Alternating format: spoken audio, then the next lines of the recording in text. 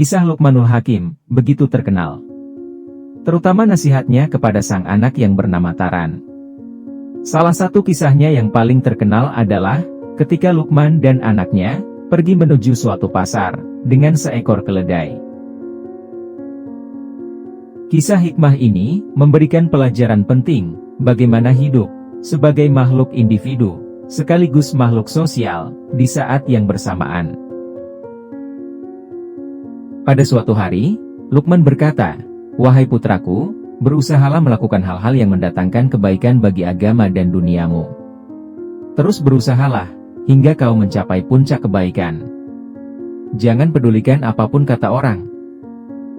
Karena memang, tidak akan pernah ada jalan untuk memuaskan dan melegakan semua orang.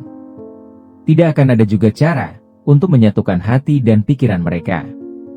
Itulah fakta hidup di tengah orang banyak, dengan berbagai kepentingannya masing-masing.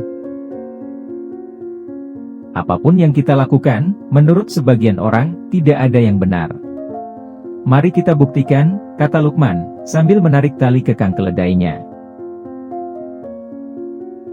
Awalnya, Luqman terlebih dahulu menaiki keledai, sedangkan anaknya disuruhnya untuk berjalan kaki, sambil memegang tali keledai. Benar saja, tidak lama kemudian, orang-orang yang mereka temui berkomentar. Anak kecil itu menuntun keledai, sedangkan ayahnya duduk nyaman di atas keledai. Sungguh bodoh dan egois orang tua itu. Masak anak kecil dibiarkannya berjalan kaki, sementara dia yang menunggangi keledainya. Mendengar komentar orang-orang di sepanjang jalan tersebut, Luqman pun berkata kepada anaknya, "Putraku, coba kau dengar apa yang mereka katakan tentang kita." Setelah berkata begitu, lalu Luqman meminta anaknya untuk bergantian posisi. Sekarang Luqman yang menuntun keledai, sedangkan sang anak dinaikkannya ke punggung keledai. Di tengah perjalanan, mereka kembali menjadi omongan orang. Sungguh buruk perangai dan akhlak anak itu. Masak orang tuanya yang sudah tua, dibiarkannya berjalan kaki menuntun keledai, sementara dia duduk manis di punggung keledai. Mendengar komentar orang-orang di jalan, Luqman pun kembali berpesan kepada anaknya, "Anakku, dengarlah sekali lagi, apa saja yang mereka katakan tentang kita." Setelah melewati orang-orang tadi, Luqman meminta anaknya untuk ikut naik ke punggung keledai. Jadi, sekarang keduanya sama-sama duduk di atas punggung keledai, yang terlihat kecil dan kurus tersebut. Di tengah perjalanan, mereka kembali menjadi omongan orang-orang, yang mereka temui di sepanjang perjalanan.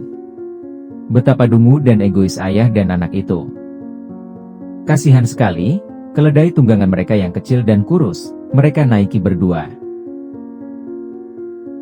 Mendengar komentar orang-orang di jalanan, kembali Luqman meminta anaknya untuk mendengar dengan baik komentar orang-orang tersebut. "Dengar dan perhatikan dengan seksama apa yang mereka katakan tentang kita, anakku," kata Luqman dengan lembut kepada anaknya. Setelah berkata begitu, Luqman mengajak anaknya turun dari punggung keledai. Dan sekarang, mereka berdua sama-sama berjalan kaki dan menuntun keledainya. Di tengah perjalanan, mereka kembali bertemu dengan orang-orang, yang masing-masing mempunyai ekspresi yang berbeda, ketika melihat perilaku Luqman dan anaknya.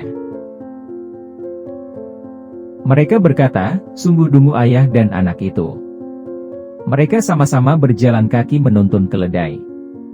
Kenapa keledainya tidak dinaiki saja, biar perjalanannya tidak melelahkan, atau setidaknya, si anaklah yang dinaikkan, biar ayahnya yang menuntun keledainya." "Anakku, kau dengar sendiri bukan, semua perkataan mereka, kepada apa yang telah kita lakukan dari awal tadi. Di mata mereka, tidak ada satupun tindakan kita yang benar. Semuanya salah," kata Luqman kepada anaknya. "Aku berharap, engkau bisa mengambil sendiri pelajaran berharga, dari perjalanan kita dengan keledai ini," kata Luqman sambil mengikat tali keledai pada sebuah tiang.